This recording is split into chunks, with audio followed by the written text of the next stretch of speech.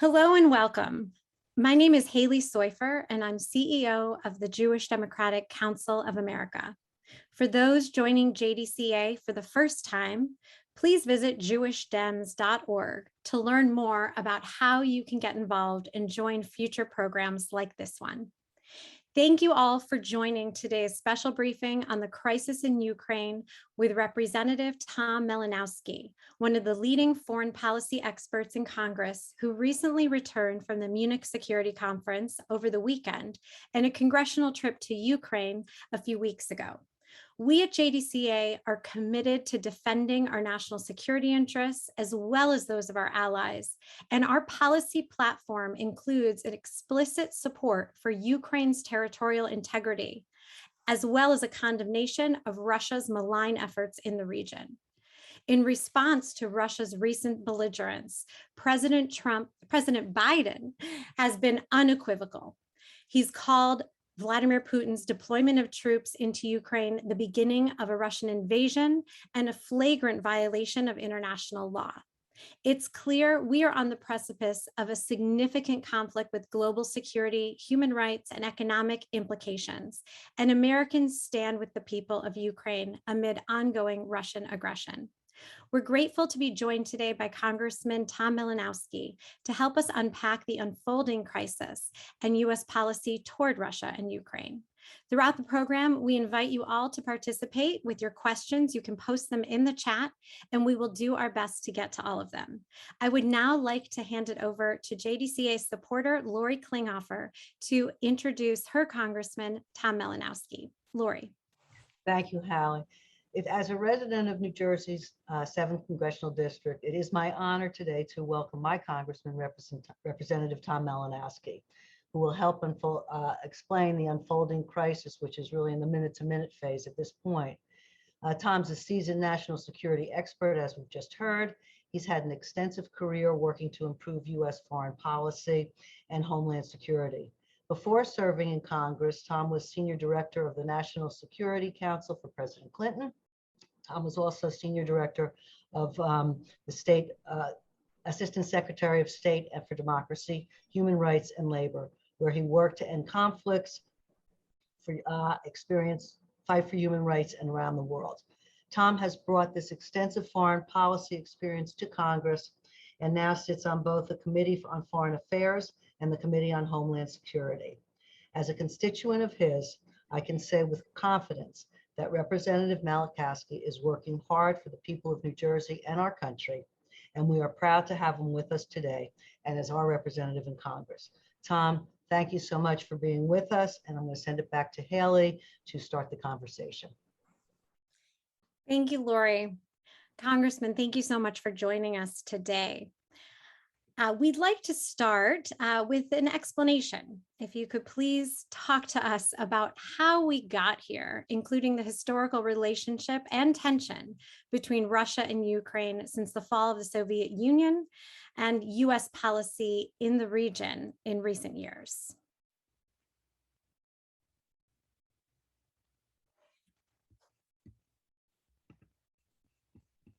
Looks like, unfortunately, Congressman, you are muted.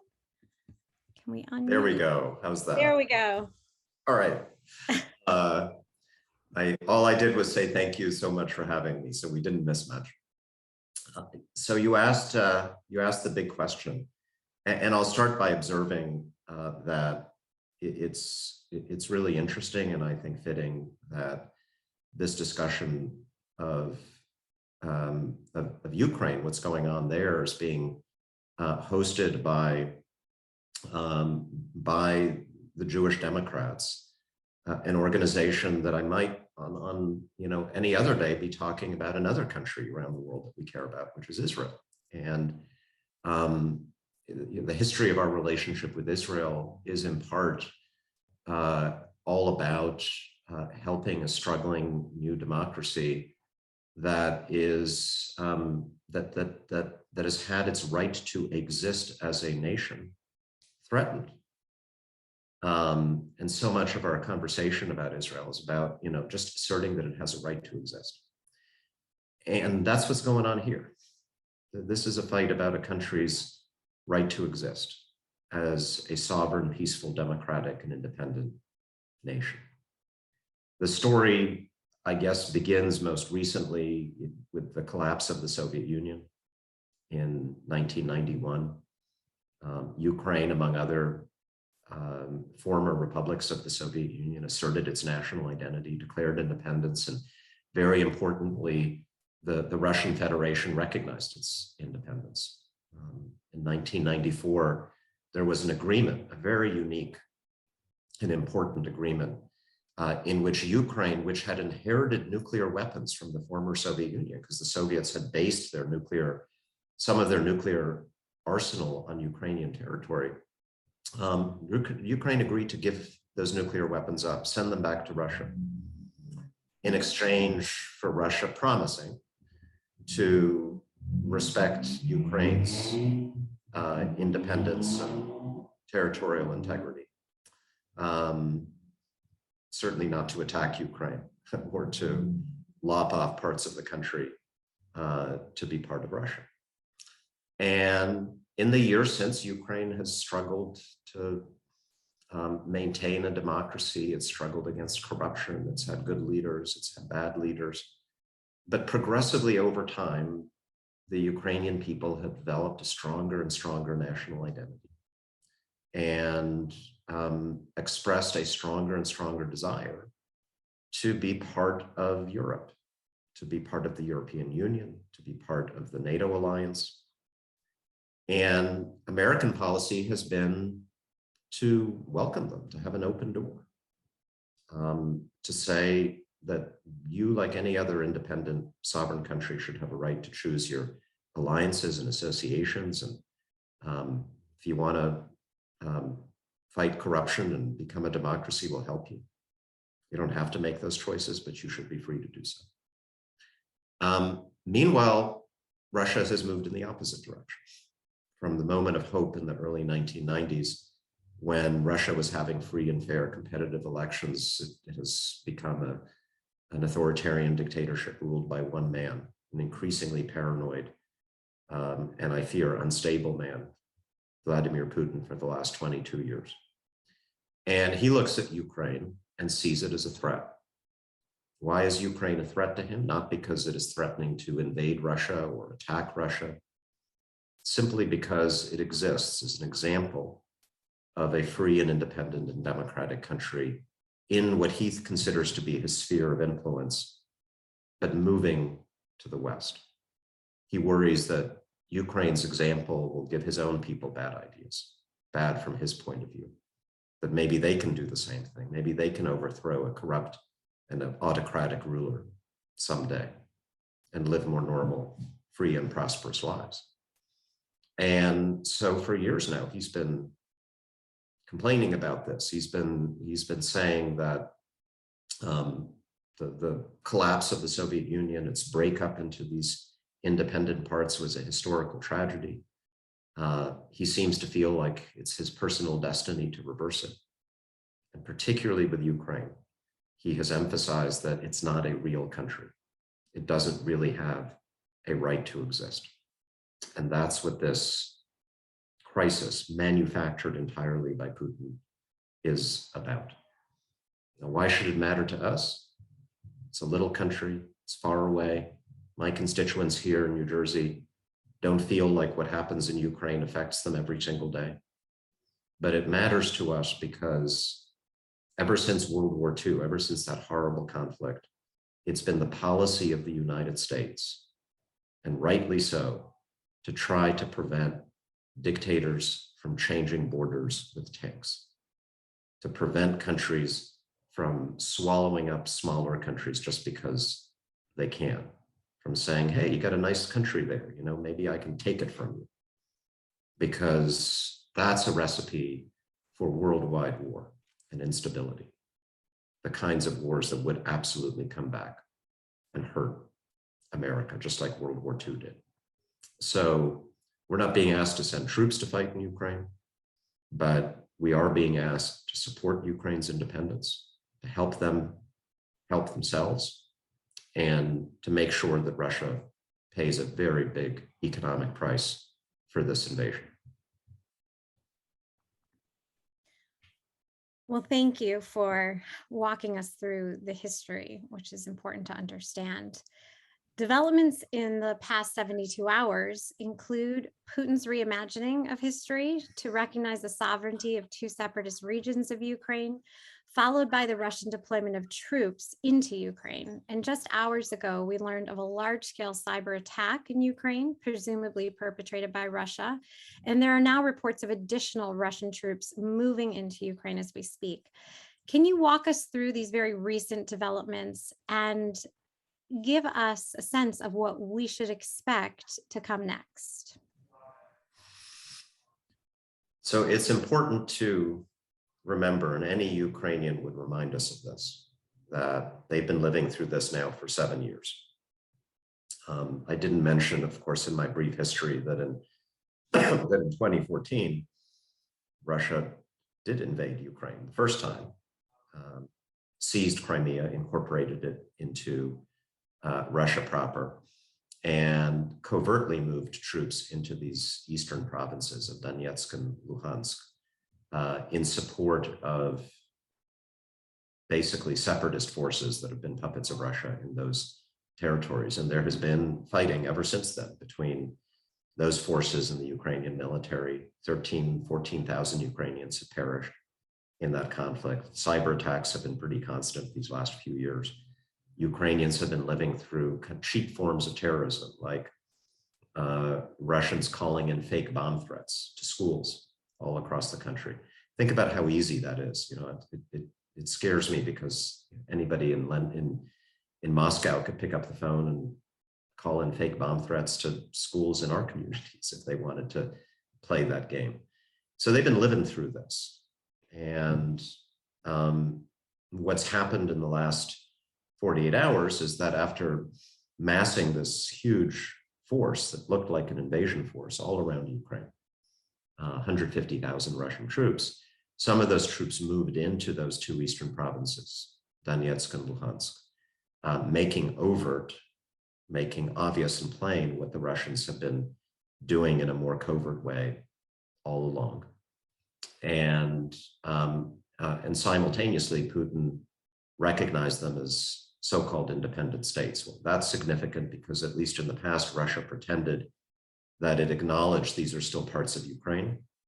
Russia was involved with European countries in something called the Minsk process, named after a diplomatic agreement in the city of Minsk, that was supposed to resolve the status of these provinces within Ukraine.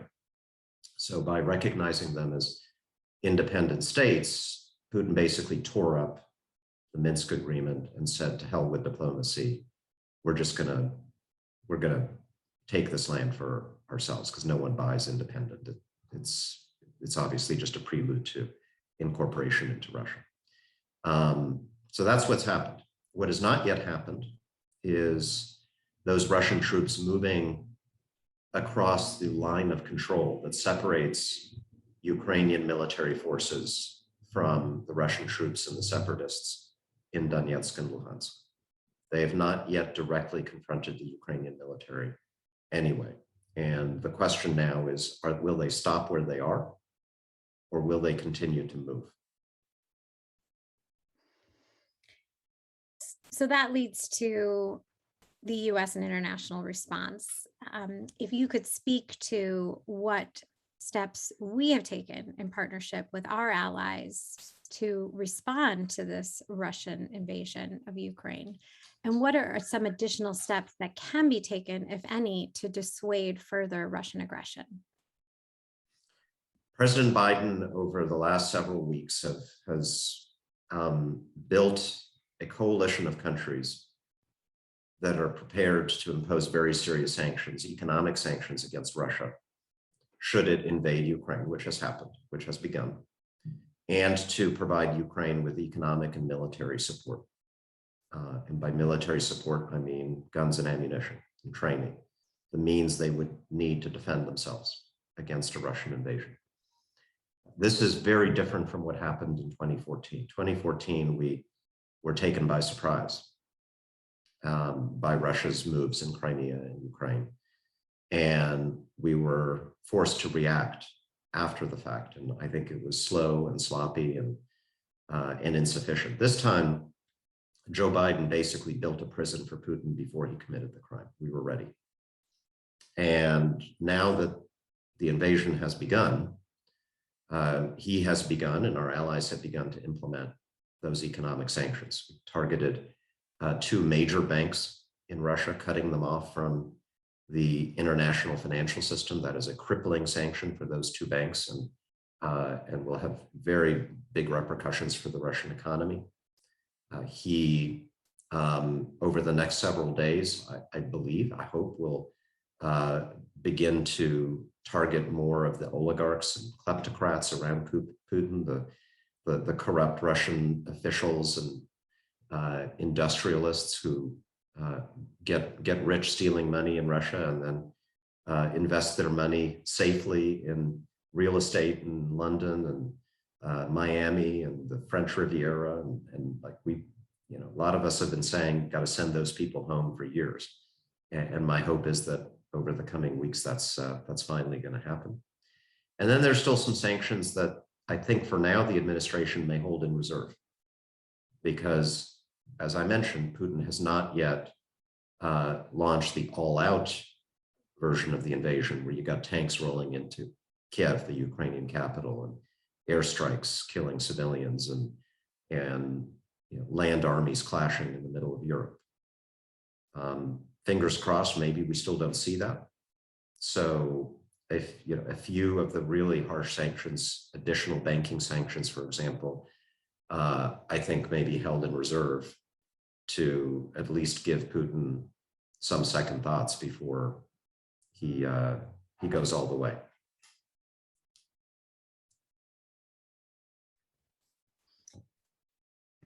What about the role of Congress with regard to this conflict? You sit on the House Foreign Affairs Committee and recently traveled to Ukraine with a congressional delegation. In your view, is there a consensus or a divide within Congress with regard to U.S. policy toward Russia and in response to this latest crisis? There's still more unity, more of a consensus on this than on most issues right now, given how divided we are in America. The point of going to Ukraine as a bipartisan delegation, going to the Munich Security Conference this past weekend as a bipartisan delegation, was to show that unity to our allies and to the Ukrainians, to say, we may be arguing about everything else in America, but for the most part, we agree on the need to stand by Ukraine and to resist Russian aggression. There's some interesting stuff happening in the Republican Party on this. Most of the Republican leaders in Congress would agree, I think, with most of what I just said. But there is a growing force within their party that, I put this very bluntly, seems to sympathize with Putin. There are people, talk show hosts like Tucker Carlson, other influencers on social media with millions of followers. There's President Trump's family, and even President Trump himself yesterday expressed admiration for what Putin was doing. And it's incredibly disturbing to me at a moment of crisis like this that we have influential people in America effectively siding with a dictator who is trying to smash to pieces everything America has built in the world in the last 75 years. But so far, at least in the US Congress, the Republican leaders have been consistent with us, at least on the principle that we stand by Ukraine and resist what the Russians are doing. We argue about tactics all the time. Should you impose this sanction now? Should you wait a little longer? And those are totally legitimate disagreements.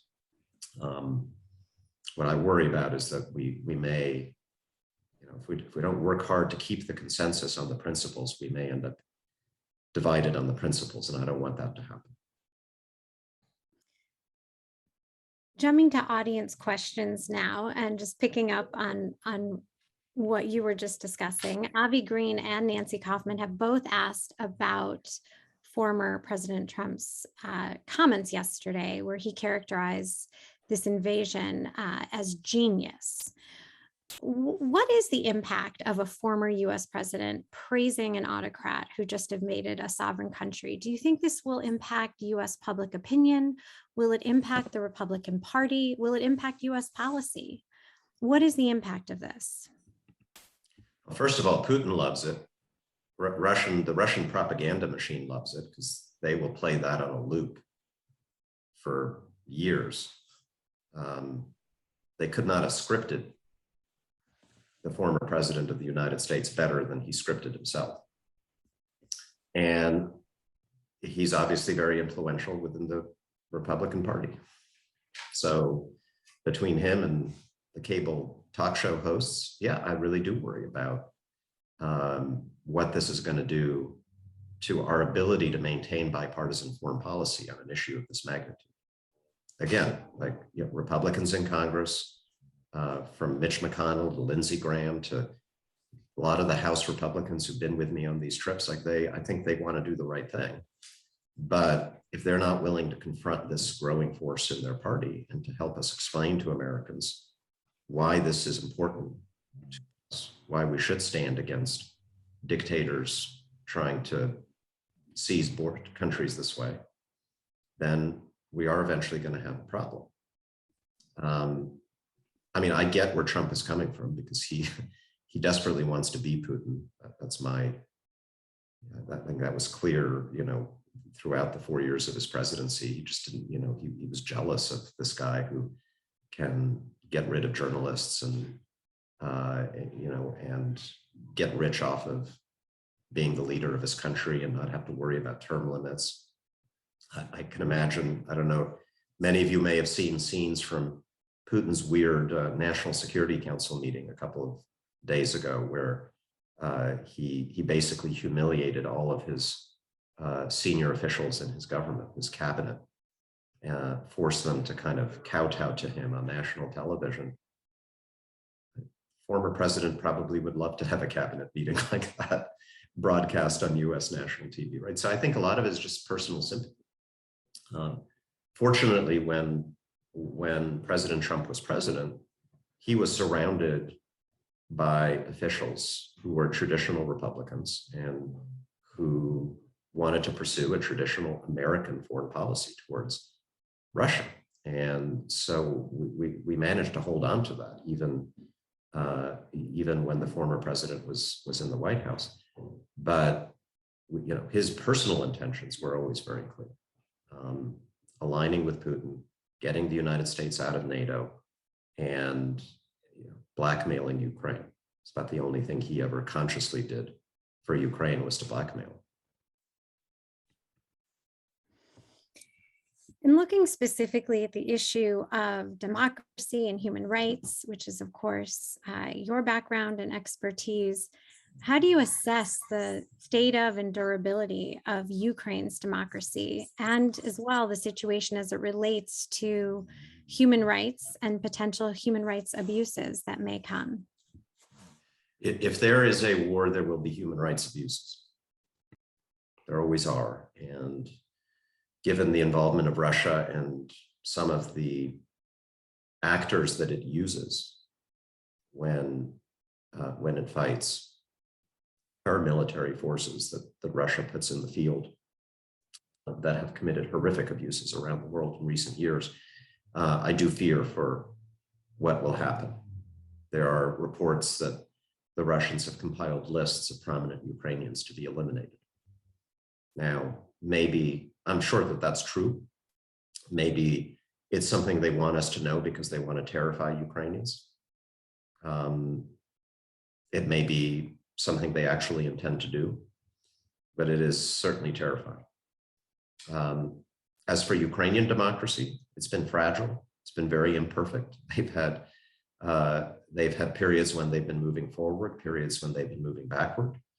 But I'd say in the last 7-8 years or so, they've been absolutely moving forward.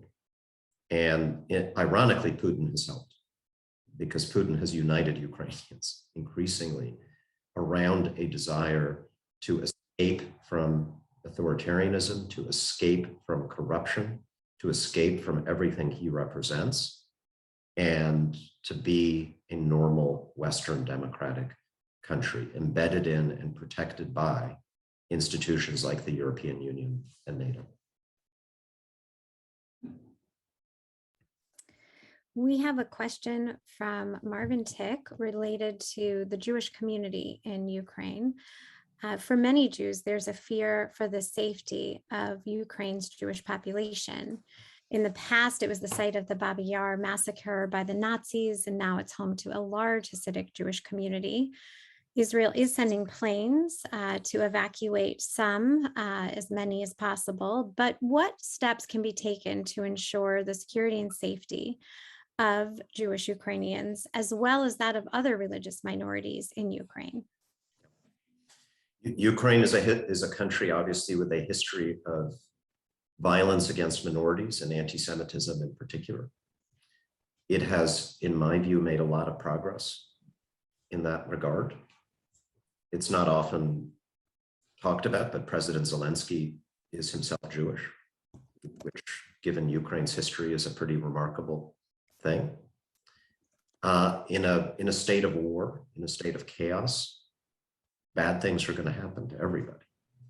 And as I mentioned a few moments ago, Russia tends to deploy not just its own regular army, but more irregular paramilitary forces that have a history of brutality towards minorities and of anti-Semitism in particular. There is an infamous group called the Wagner Brigade, which the Russians have deployed in Syria, in Africa. It's committed very serious human rights abuses. And why is it called the Wagner Group? Well, because Wagner was Hitler's favorite composer. There's a white supremacist element to this kind of Russian Foreign Legion, kind of operates like that. So yeah, there's reason for concern here. And, make that just one more reason why we need to do everything we can to deter an all-out invasion and to punish it if it happens. We have a few questions about the potential economic impact of this crisis. Ellie Klein specifically has asked about oil. How significant an impact should Americans expect from this crisis as it relates to oil and gas prices here at home? Germany just canceled the Nord Stream pipeline, which was a project that unfortunately they had agreed to build with the Russians a few years ago to pump more Russian natural gas into Europe, which is way too dependent on Russia for natural gas, and to do it in a way that goes around Ukraine so that the Russians could in the future deliver gas directly to, say, Germany without going through Ukraine and paying the Ukrainians. And so it's something that a lot of us opposed from the beginning. Anyway, Germany canceled it, and the Russians are already threatening to constrict the supply of gas to Europe to punish the Europeans for these sanctions. They could absolutely decide, in response to our sanctions, to further restrict oil and gas exports around the world. If they do that, they'll be hurting themselves, obviously, but they'll also be hurting us. And they may very well choose to do that, whatever price they pay in the interim. So that's one possible harm that we may feel at home. Of course, we also know that Russia is capable of cyber warfare. We've had cyber attacks, large and small, from Russia. Last year, they shut down an oil pipeline, and we felt the sting of that for a bit. So I think it's been very important that President Biden has tried to prepare Americans for this. This is serious business. This is not fun and games. But if we want to be a serious country, we have to be willing to stand up for these principles, because ultimately our national security is at stake. again, a really, really important reason why we need bipartisan unity as well, so that this does not become an issue of, do you blame Biden? Do you blame Trump? We should just all agree to blame Putin, because that's where the blame rests. And you heard me criticizing President Trump a while ago. I'm very strongly critical of his policy towards Russia and Ukraine, but I will say, for the record, I do not blame President Trump for what Putin is doing right now. This is entirely due to a Russian president who cannot stand the thought of Ukraine existing as a free and independent country. That's what this is. Krista asks, do you see Russian disinformation as contributing to or exploiting the lack of unity on this issue among Americans? Russian disinformation often is just an effort to amplify voices within our own society. So when they see something divisive on Facebook, they will try to amp it up, which unfortunately platforms like Facebook are designed to allow them to do. Through fake pages, liking stuff and helping that stuff go viral so that more people see it. That's like the simplest thing that the Russian disinformation machine does. So yeah, absolutely. If we start going after each other on the Ukraine issue, there will be Russian bots and Russian accounts that, on every social media platform, amplifying that divisiveness. We got to be wary of that. So on a related note, Jesse asks, is there a way for Americans to influence the public conversation in America about this? And what do you recommend we all do to help the situation? I think, in the social media age, we are all influencers within our personal networks. And I think if you care about this, be a source of good information for your friends, for your family, for everybody around you. Get the reputable information about what's going on out there. And when you engage in conversations about it, remind people why it's important to us. Yes, it's a small country far away. So was Poland and Czechoslovakia before World War II. And you know what came of dismissing the importance of those countries. We're not doing this for Ukraine. We're doing this to defend a principle, a set of rules that has protected us for decades. Every single border in the world is in some ways artificial.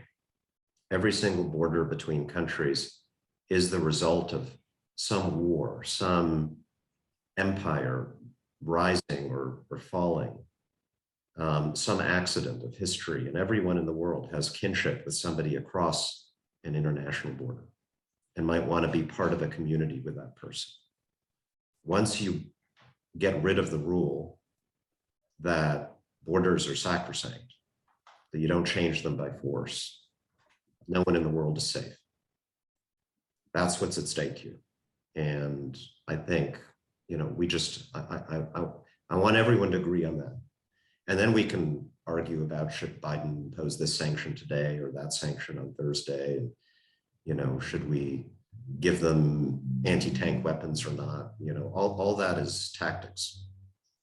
But let's agree on the principle.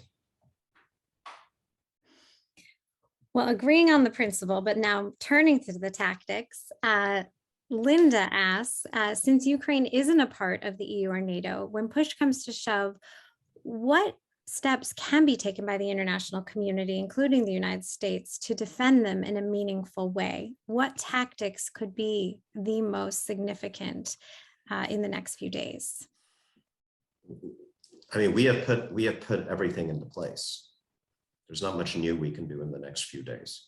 We've provided the Ukrainians with a lot of military support and training, things they can use, like, yes, anti-tank weapons, a lot of ammunition for the weapons that they have. We can provide them with intelligence and advice and guidance so that they're strong enough not to defeat the Russian military, because that's not going to be possible, but to impose as much pain as possible if the Russians come in, hopefully to deter them. And if not to deter them, then to weaken them. So that's number one. And then number two is implementing these sanctions, which we've started to do. And I think we need to continue to do over the coming days. Great. Well, in closing, I don't know if there's any final thoughts you want to leave us with about what we might expect, what Congress may do, what the Biden administration may do, but over to you for concluding remarks. I'm glad we have grown-ups in government. I'm glad we have a president who understands who America's friends are and who our adversaries are, and clear about the difference. This is a difficult moment. There's nothing America can do to get rid of evil and greed and aggression in this world. So these things are going to happen even if we have perfect policies. But it does matter how we respond, because only the United States is capable of building the kind of coalition for decency, for democracy, for peace that we have been called upon to build in the last several weeks. And so I think we've got to be behind our president on this. And I say that, yeah, I'm a Democrat. I criticized him on Afghanistan. I criticized him on other things, but on this one, I think, we've got to be united. We've got to be strong. We've got to make sure that Putin comes out of this weaker. The United States and our allies come out stronger. Thank you so much, Congressman. Thank you for your leadership. Thank you for representing those principles every day in Congress. We're proud to support you. Thank you. I will now turn it over to Jill Goldenberg to conclude today's event. Jill.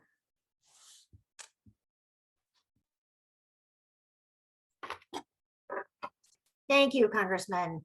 And thanks to everybody for joining us for today's briefing. I am JDCA board member and programming vice chair, Jill Goldenberg, and I want to thank you all for joining this discussion today on the crisis in Ukraine. We hope you found today's program meaningful and thought-provoking, and we encourage you to visit our website at jewishdems.org to learn more about all of the ways that you can support programs like these, like becoming a JDCA member in 2022, the most important moment right now that you can take action and get involved in these upcoming elections, and joining one of our 15 state and local chapters. With the midterm elections just less than a year away, we are really organizing our communities. We're good at that. We do that well, and we need you to ensure that Jewish voters help to elect members of Congress who reflect our values. Please visit jewishdems.org and take action with us now, and be sure to sign up, join our next event for JDCA members on March 1st at 7:30 p.m. with former Michelle Obama speechwriter and author Sarah Hurwitz to preview the State of the Union. And with that, we thank the Congressman and all of you for joining us today. I want to thank you for being with us today, and we hope to see you all again soon. Thank you.